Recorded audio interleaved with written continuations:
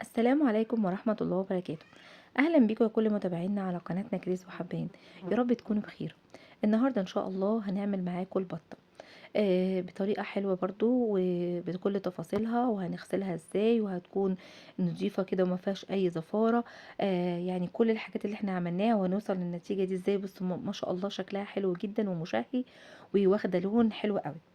يلا نبدأ بقى مع بعض ونقول عملنا ايه.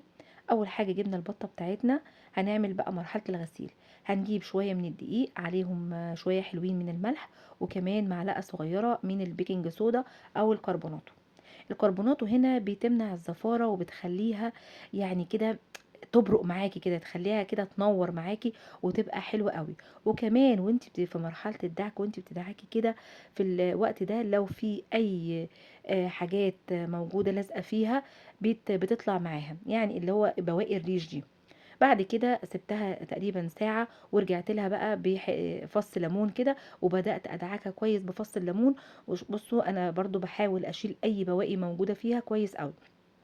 طيب لو عندنا حاجات مش عاوزة تتشال، هجيب الملقاط وارفعها خالص كده، ايدي بقى جوه وبره بالليمونة، بدعكها كده بعملها يعني ايه مع الحاجات اللي انا حطيتها اللي هي الدقيق والبيكنج باودر. عملتها دعكتها بيها كويس قوي. وبعد كده رحت بيها على الحنفية، غسلتها غسلة كويسة وحاولت ان انا اصفيها كويس، وكمان نشفتها بمناديل كده عشان ما تبقاش فيها بواقي ميه.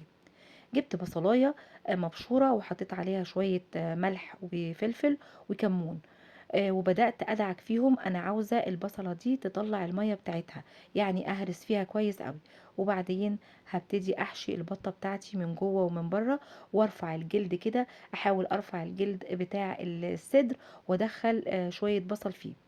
الحركة دي بتخلي البطة متبلة كويس قوي وطعمها حلو، هتاخد من طعم البصلة والتوابل اللي انا حطاها وهتبقى حلوة قوي. وطبعا الظهر بتاعها والرقبة، يعني مش هسيب اي حتة فيها، اعملها وعلى قد ما اقدر ارفع الجلد بتاعها، سواء من عند الرقبة او من عند الورك كده، واحط ادخل فيها شوية بصل.